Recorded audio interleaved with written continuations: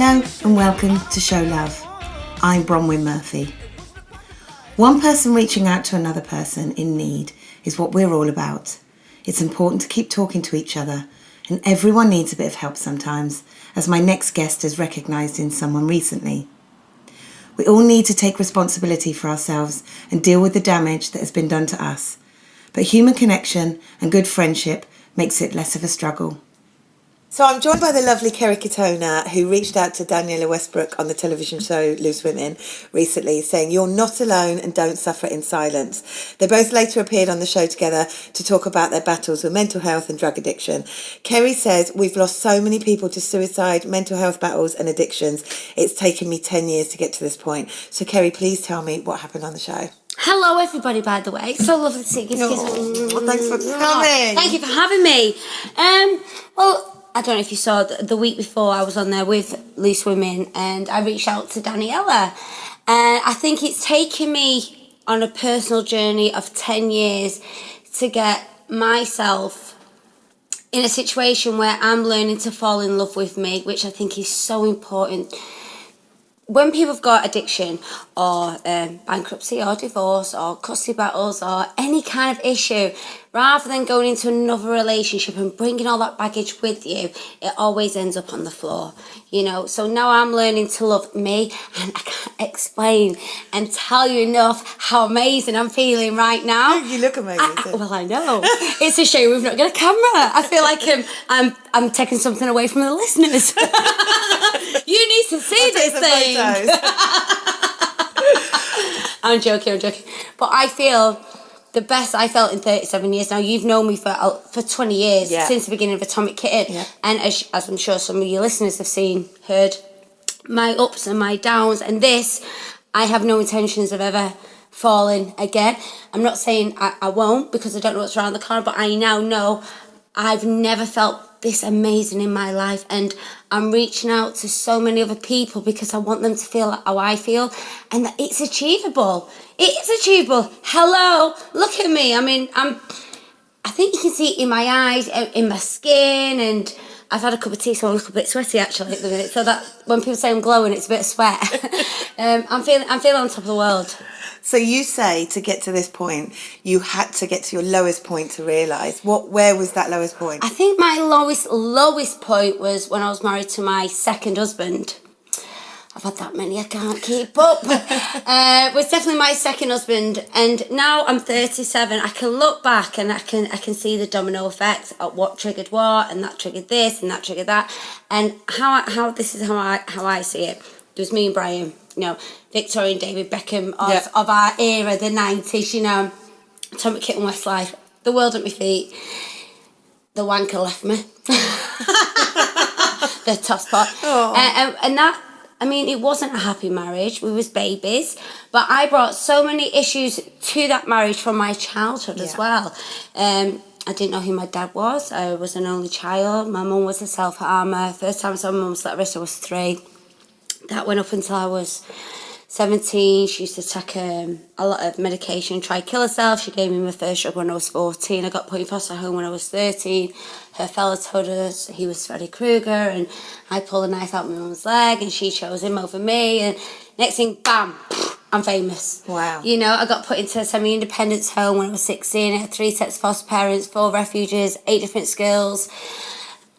But I was always smiling. Yeah. And a lot of people go, "Oh, bloody hell, she's had it hard." I didn't know any different. For me, it was like, oh God, you know, every time my mum used to slit her wrist, I bandage it up. It was like how many times did that happen? Well, my first memory is actually my mum with blood all over her wrist. For the listeners who are listening, I've actually got Molly and Lily on my wrist, because when I went to rehab, and I've also went to Oxford University, not studying obviously because he won't let me in. I went to do some talks there. I did a bit of studying on bipolar as well, whether it was DNA or is it genetic. And I kind of thought, well, if it is something that's genetic, I kind of got, I've never self-harmed. I've never tried to hurt myself. I thought I'd have to be a very, very selfish person to cut through my children's names. And that's where I think my low self-esteem started from at such an early age, that my mum wanted to try and kill herself because I didn't feel worthy, Bronwyn. I didn't feel worthy enough. It's only now at this age that I realise all this, that I'm in this right good frame of mind. I was going with that, yeah. So then I think when Brian left me, I was in England, he was my knight in shining armour, you know. I was doing all the drugs and all that kind of stuff. He came to my mum's like one-bedroom council flat that we was living in. Took me over to Ireland. Amazing. Now, when I was younger, I didn't want to be rich and famous. I wanted to be a mum and a wife. I craved that family. I was an only child, you know. I had no one to rely on. I never lived with me mum. And you took all of that stuff that had happened, married somebody famous, you were famous. And it was like, you know, I had so many issues myself.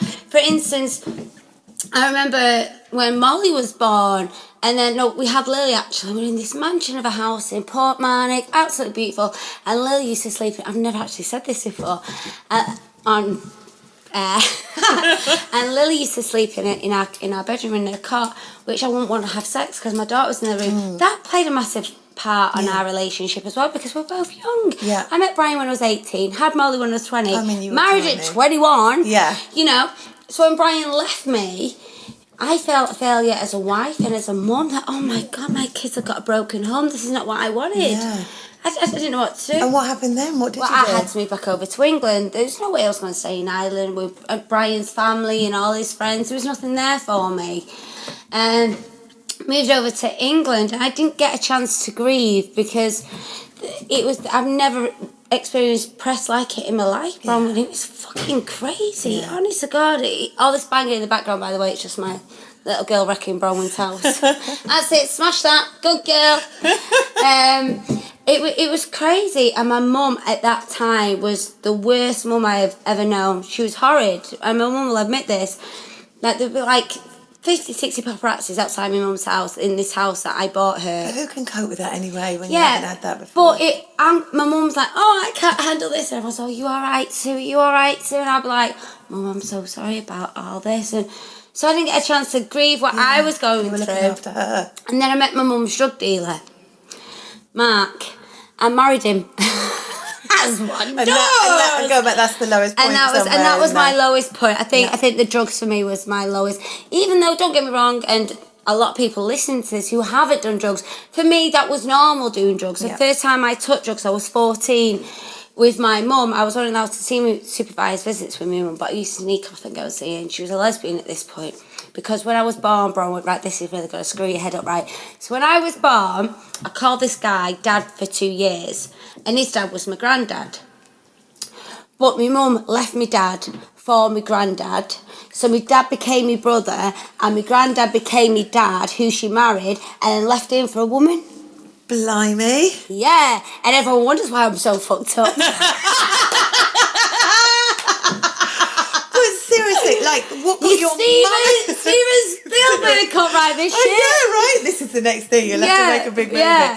So, but why do you think your mum was doing all that stuff? My mum had the most horrendous childhood. And then didn't deal with it. Yeah, she didn't deal with it. You know, she was left in an alley at 6 weeks. You know, she was raped. She had an awful... She was in a children's home. Yes, sweetheart. When we go upstairs. In a minute, if you want to go upstairs, you can go upstairs now, darling. But let Mummy just do this. Be quiet 1 second. Do you want me to put you up for adoption? No, and so the circle continues. Yeah, exactly. And that's it. It's a cycle. Yeah. And I continued that cycle. Now, fortunately, touch wood, when I was doing the drugs, everyone knew about it except my children. They've never witnessed anything. They've never seen anything. You know, lucky enough, I had lots of money. I was able to hide it with nannies, and that doesn't justify it in the slightest. But in a way, I'm blessed by that, by thinking, well, they've never seen anything. So when Molly and Lily was 9, Lily was 8, I did a TV show called Kerry Katona Come and Clean. I moved down to Surrey, got rid of my address book, left Markcroft, moved 500 miles away, because they say if you lie down with dogs, you're going to get fleas. So when I left Ireland, moved back to England, it was like flies round shit with me, bro. When people, jumping on the bandwagon, and I was trying to buy my mum's love and affection. I came home once and I had a 10 grand Coke bill. which was my mum's. Blimey. You know, let me make it clear, she's not like that anymore. I think since So your mum's dealt with her? Yeah, she hasn't. I mean, if my mum was like listening to this now, she'd have issues. Oh, you know, why have you got to talk about this 25? Because, Mum, this is my truth. Yeah. This is my story. And I think so many people they're too ashamed to talk about it. They're too embarrassed to talk about it. I mean, everything I've done has been public. And Kerry, you are helping so many people. And this is why I'm talking about it. And this is what I keep telling my mum. I said, look at your story. You can hide and look where you are now. Stop hiding. My mum keeps hiding in her own guilt that she gave her daughter drugs at 14. Yeah. I couldn't imagine me saying to my Lily, yeah, Lil's fancy a line. Oh my God. Yeah. But let me go back to the drug part as well. If my mum hadn't given me drugs, I'm sure somebody who I was hanging out with would have given me drugs. Anyway. In the rock and roll lifestyle. And that's what it was. And that wasn't in the industry. That was before I was famous. Yeah. You know, we'd all go out, and this is how normal it was for me. Let's get a bag of speed, and then we'll go to a nightclub, the world, and we'll pop a few pills. We were just partying too hard because that's what I thought people did. Yeah.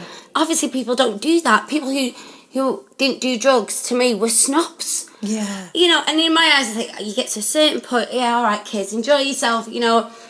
And now the people of Warrington, they're still doing that, and I think, grow up. Well, there will be loads of people doing that. And they still do it now, and it's something that's going to carry on and carry on. But for me, it got to a certain point that it was like, right, not only was I grieving from Brian leaving me, I jumped into a relationship because I thought, I need to fix this.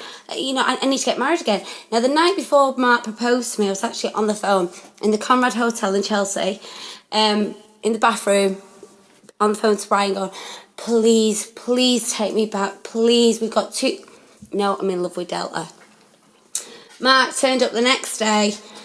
Will you marry me? Yeah, okay. Because you thought that would help.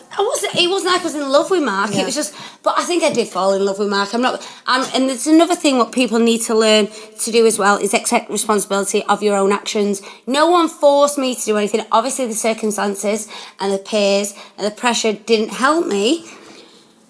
But I'm not going to sit here and blame my mum. I'm not going to sit and blame my childhood. I'm not going to sit and blame Mark. I'm not going to sit and blame the accountant who stole all my money and now got put into jail.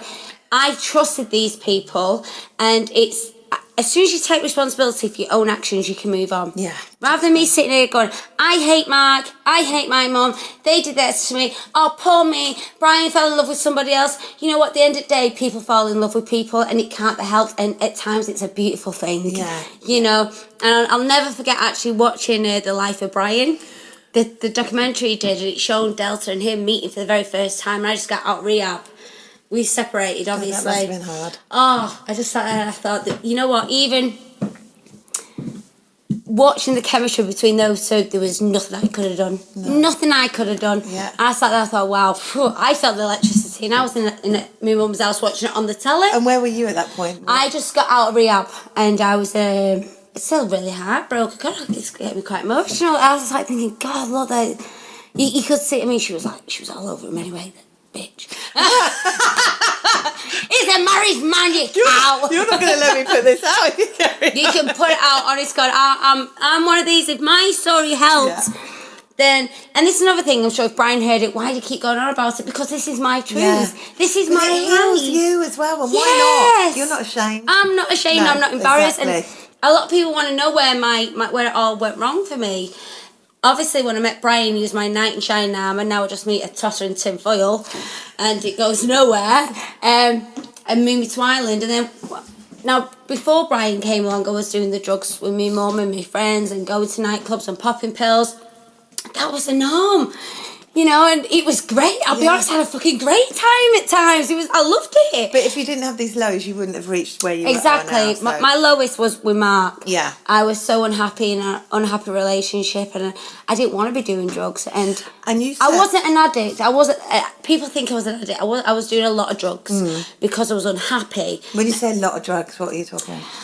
A binge. Yeah. A binge on days. I could as soon as you have your first line, you're chasing it. Yeah. You're chasing it and chasing it to a point that your body becomes so irritated, and you know, you start hearing the birds tweeting, you think, oh fucking hell, I've done it again, you know, and I mean, this is 10 years ago now. And don't get me wrong, there were times I loved it. Yeah. You know, and I'm sure there's a lot of people out there who, I have a great time when I've had a line of coke, or because there's shitloads of people who still do drugs. But eventually it catches up on you. Eventually it catches up. But it got to a certain point when I was doing the drugs I was doing, I was so unhappy. Yeah. And I was snorting and snorting and snorting, just wanting Mark to go, stop, enough. Yeah.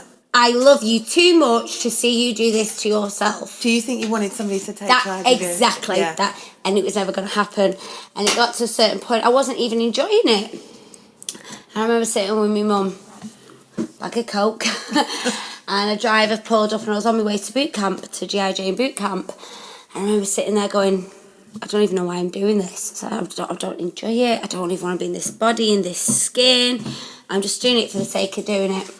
I went to boot camp for 2 weeks and I've never looked back. Really? Exercise. So you said I've had an inner strength always. Yeah, I have always. I think as well. I'm a pleaser as well, Bronwyn, and I think because of the circle of friends I had at that time, who was all drug takers.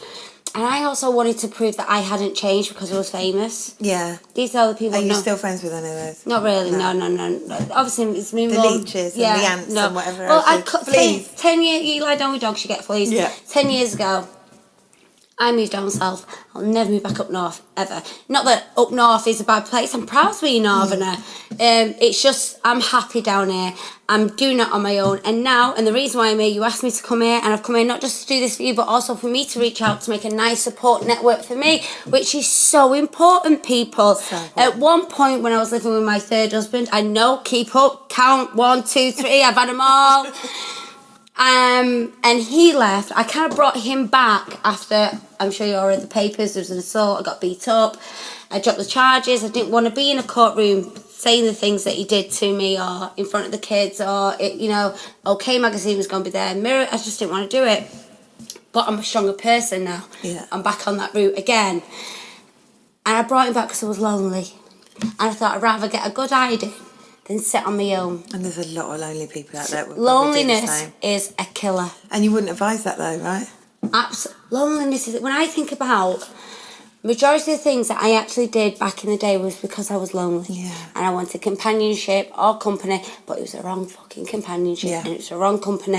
And what I'm going to say to you now, loneliness is, I think, one of the biggest killers in mental health. So what do you do about it? You reach out, go knock on your neighbour's door. That's it. Hi, how are you? Right, I'm not being funny, right? My Lily said to me, Mum, why can't you go make some friends?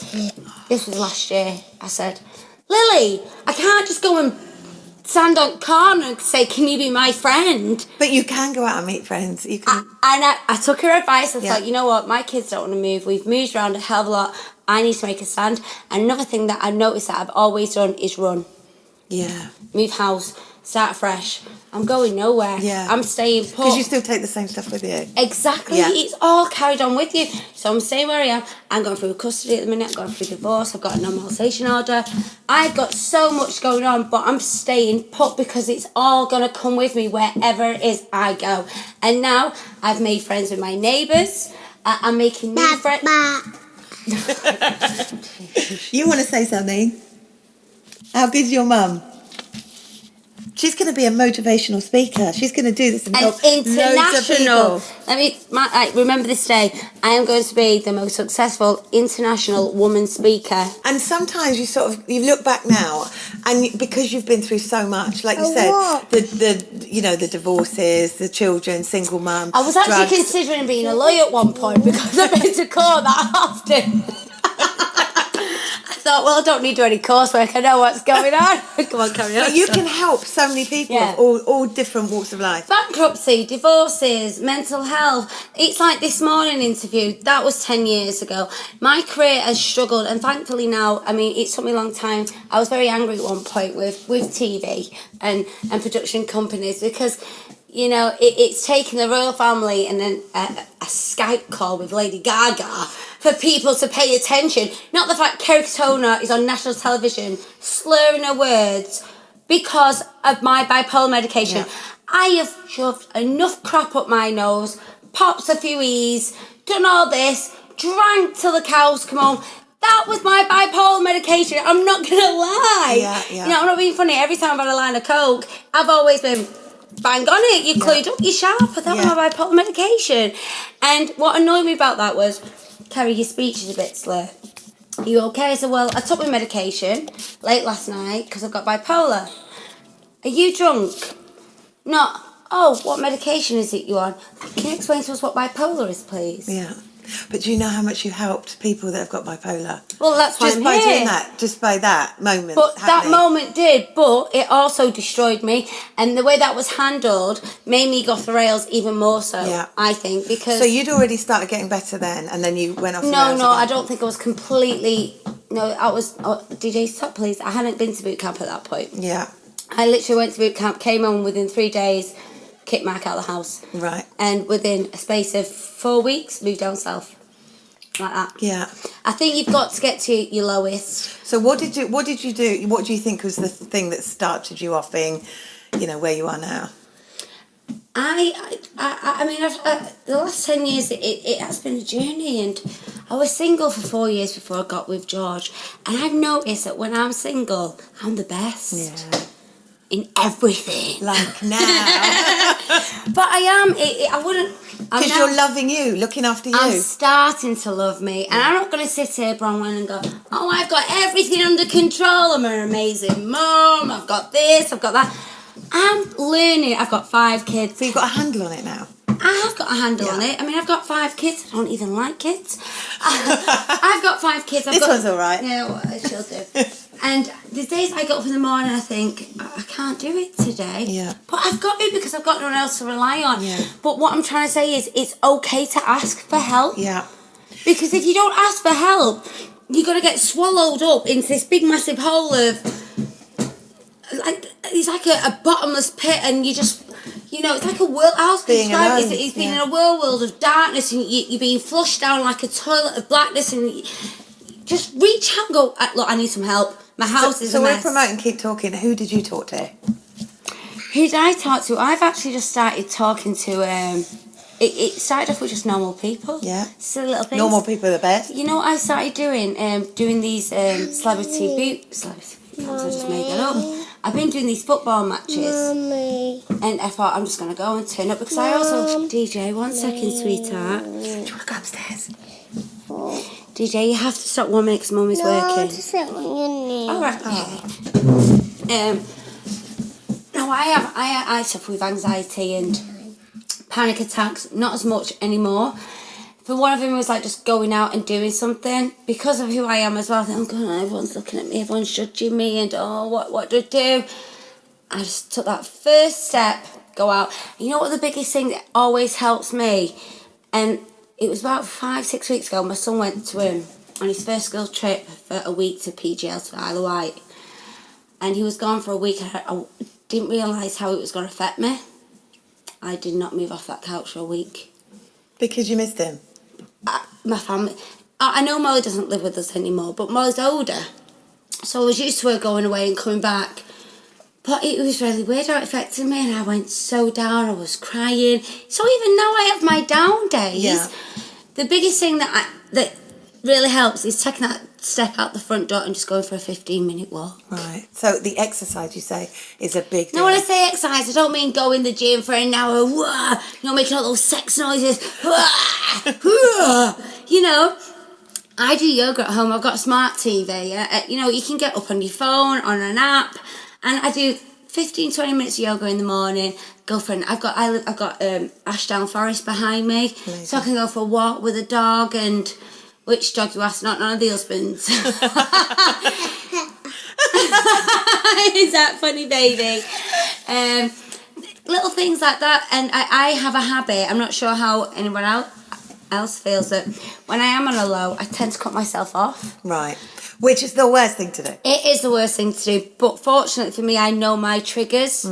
But I also know my tools. And I've been off my medication a year in June. A year next month. Oh, well done to me. Yay. Not that I suggest that to anybody. Please seek advice from your GP. I did do it with my doctor. So it was something I wanted to do myself personally. So you've got no medication, no. You know your triggers, and then you go. But I still have my low, so I'm still monitoring and monitoring my mood swings. Because when you've got bipolar, you're either all or nothing. There's no in between. I've never seen you on nothing. I only see you on all. Well, that's the thing. Well, I think I'm a little bit ADHD as well. It's a spectrum of, it's such a fine line between all these labels that they've got now in the mental health world. I definitely do think I'm ADHD. I'm dyslexic, and most people who are dyslexic are. I'm learning myself. I'm educating myself every day. I'm learning something new about me every single day. But that's great, because then you can go and tell everyone. Yeah. Yeah, and you'll help these people. Well, so if there's anyone here now desperate, alone, what advice would you give them? Pick the phone up. Yeah. It doesn't matter who you're ringing. Talk to anyone. You know what? Go to the shop and buy yourself a pint of milk. Yeah. And talk to the guy who's serving you. It's amazing the interaction with another person, what it can actually do for your mind, your soul, and your body. Human connection. It's huge. It's absolutely huge. I can't express it enough. The connection is huge. And have you made new friends? Made so many new friends. So many new friends. And my Lily said to me, because we go to football and I've started making a nice group of friends at DJ's preschool and, the schools, and I invited two of the friends, the woman who does me Botox, yes or no, shocking, and one of Max's other friends, Carrie, I brought him to football. I was like, why are you inviting us? So I want to make a nice little group for me as well. So I think it's really important that, I keep my circle small. Yeah. I think it's important. I think you can only count one. Circle of trust. Circle of trust. My bestest friend in the whole world is Danielle Brown. I also do a thing called Herbal Life, which has been a massive thing for me as well. Now, also food. Yeah. Food does affect your mood. Yeah. Massively. If you sit every single night with a bottle of wine, eating a shitty takeaway, you're going to feel shitty. Yeah. It's not rocket science. No. A nice leafy green salad with chicken and Caesar dressing and something that's good for you. And it makes you look like that. Yes, it does. But for me, I think what's made me lose so much weight is cutting out the drink. Yeah. I know a lot of people out there who will be listening. It all starts off with a glass of wine at night after work. Oh, I deserve this. But you had a battle with that as well, didn't you? Not so much. I think it went hand in hand with the drugs. Yeah. Because you drink, the drugs keep you sober. Yeah. So you carry on drinking, and then when I ran out of drugs, I'd get up in the morning and have a drink just to keep that buzz alive. Because obviously, you get the sweats, and you kind of you're taking anything just to try and keep that momentum going. It's awful, horrible feeling. Don't get me wrong, I'll have a drink now. Yeah. I don't drink at home. But you've got a handle of it, so you. Yeah, I don't drink at home because I'm on my own, so I don't see the point. I've got to get up every morning to do school runs. I want to start my day off great. Well, you say I'm in a healthy and positive place. Yeah, definitely. That's where you are. As soon as my feet touch that floor in the morning, the devil goes, oh shit, she's up. Brilliant. And have you got a routine? So you go for a walk? Yeah, I get yoga? not right now. I've noticed my body clock is starting to change a little bit because I'm all over the place. I'm a massive manifester. I believe in the law of attraction. I believe in. I've got my moonstone on that I've been given the holistic boot camps, and I've met two wonderful people. I believe in all the hypno, and I'm such a believer in all that. So at the minute, I'm trying to manifest getting a nice cleaner. And I look a bit of childcare to come into my life. But my routine in the morning is I get up, 20 minutes of yoga, try and do a clean downstairs. I've got a big house. Yeah. Catherine's been. It's not small. Yeah. It's the smallest house I've lived in, but it's to do it all on my own. And you've got 4 kids running around the place. It's a nightmare. Sometimes I think, why do I bother? Let me tell you this. I've got to tell you this, right? So you know what I did? This is how scruffy my kids are. I got an A4 piece of paper, like this paper here. I put it on the first 3 steps. It's 3 floors, right? It's a big ass house, right? I think it's almost 4,000 square feet. Right? Put a piece of paper on the third. Now you open the door. There's my stairs. 5 days. 5 bloody days. That A4 piece of paper stayed on them stairs, and the kids walked over it every day. Was this a test to just see that they, So I didn't for 5 days. I didn't hoover. I did no washing. I'm really regretting it because I'm still trying to catch up with everything now. Nothing got done. I have to tell you that story. It really winds me up. You got to get to help you. 5 days. Well, every time they come home, Mum, will you stop moaning? Well, help me. Help this. But the point is you're doing it on your own. Yeah. And you're doing such a great job. I think, you know what, there's 5 of us in this house. Lily, I know you've got GCSEs, but it doesn't stop me putting a cup in the dishwasher. No. But that's teenagers, come on. Oh, I live with 2 teenagers. It's They're the a same. nightmare. It is a nightmare. You're going to be a teenager one day. But again, there might be teenagers listening to this who are going through their own stuff. 100%. I mean, I got diagnosed with bipolar when I was 25. Now, from a really young age, at 14, luckily, I had a backbone. Now, I did a talk at a rehabilitation centre a few weeks ago. As a speaker, I'm very proud of myself. You know, that was my first speaking thing. And there was a woman in the audience who was taking notes. There's children out there who are 14 who are going through exactly what I went through at 14. And they don't know which way to turn. Yeah. I was born with a gift of strength. Yeah. And I am a survivor. I'm not a victim. I'm a survivor. You can knock me down, but I will keep fucking getting back up again. Well, I'm telling you, that's why this has all happened to you, so you can go and help others. This is my calling. Yeah. There's a reason why I've been through what I've been through. I was given a gift, Bronwyn. Yeah. I don't know what it is. And I'm not sad about my poor life. I'm always smiling. It is what it is, and it's happened. But that's for me. It's not that easy for a lot of people. It can affect them mentally, emotionally, in so many different ways. I mean, there was abuse, all kinds of crap, but I've just carried on. I don't know how I've done it, and I have, and I sometimes question myself thinking, where have I got this strength from? You know, and it's a gift. Thank God you have. Well, I mean, exactly. you're really, I'm really here helping today, people. and I'm here to help other people. Yeah. That you're not alone. And you helped Daniela as well. How is she? She's amazing. I've not spoken to Danielle today because I've literally got off a flight, I landed, and a son Kai, who I've kept in touch with, and normally ring Daniela up and sing a song on a voice clip. Oh, that's adorable. Good morning, you know, the sun's shining, Daniela, I've got you, girl, you know, get out there, go for a walk, you know. And Daniela knows her tools and she knows her triggers. And Daniela, she's admitted that she is still using. And I think that was amazing that she admitted that on TV. So I don't know where that's going to go with the actual show, but I also want to make sure that loose women give her the right aftercare, because I kind of thought, hang on, you can't just put all this on me. As much as I want to help her, you can't. It's all a great story, coverage and all that, and it's like, but she needs the right aftercare as well. Obviously, I'm going to ring her every day. I'll go meet her. Well, having that is a massive support anyway. Yeah, 100%. And she's reached out, and that's the point. Exactly. Yeah. It needs to be applauded. Yeah, She's reached out, people. Reach out. Don't be ashamed. Don't be embarrassed. This can be the most amazing life. You decide on how you feel. It's your choice. Only you can change how you want to live. For some people, I get it. When I was at my lowest, people go to me, get up and get over yourself and go for a walk.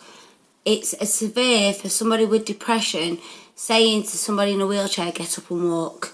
But we are saying get up and walk, so it's like you've got to do it in your own time. When you're ready, you've got to get low. Now, if I was on this morning slurring my words with my limb missing, or I had acid burns all over my face slurring, people go, oh. Yeah, because they could see that. Yeah.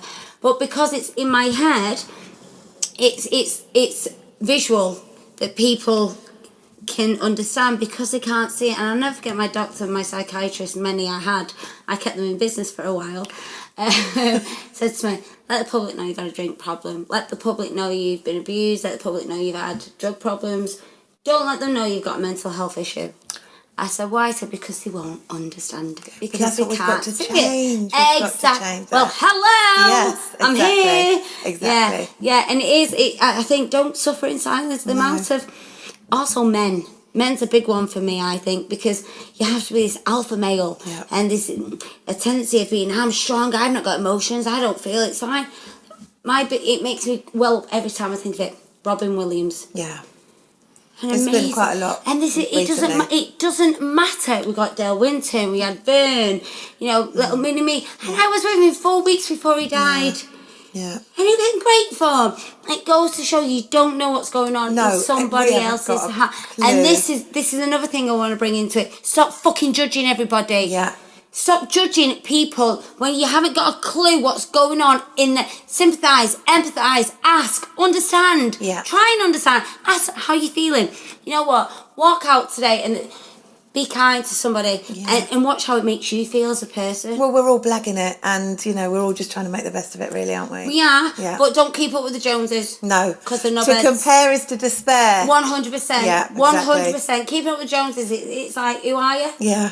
You know what I mean? Be you. Be you. That's what makes us all unique and different. And we love you for being you. I'm just a crackpot. But I'm proud to be a crackpot. Exactly. Good luck with going out and talking to everybody. Well, I hope it helped. You're going to help so many people. I really do. Honestly, thank you so much. Thank you for having me. Oh, thanks, babe. Thank you to Kerry for being so wonderfully open, honest and inspiring. Please keep talking. It really does help. That's it for now. Love you for listening, and don't forget to show love. Thank you to Ollie Trevors for Saucy Naughty Rubbish and Danny Wright for staying in. Both great recording artists now on tour. Check them out. Thank you to Alex McCardle for his sound expertise. And please follow us on Instagram, Twitter or Facebook at Show Love UK. Here we go with another daily grind.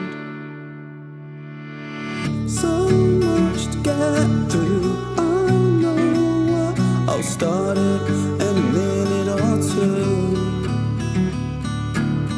Lay back in bed, reminisce instead. Let's plan it all in my head. Procrastination, self-stimulation, instant gratification. I'm self-medicating, therapists recommending more meditating, wasted education. I need more admiration, and I don't wanna bother with today. I pretty much missed it anyway. Might as well stay, and I don't wanna bother with today. I pretty much missed it anyway. Might as well stay, and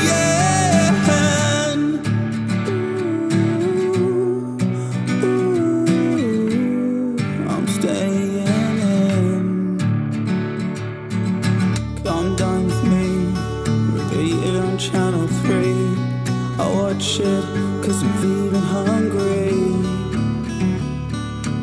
Try and shift the mood, so I ordered Chinese food. Said fuck it, just keep the change, dude. Finance situation, spent on dedication. Dreams of Wembley Stadium and my name carved in the pavement. And I don't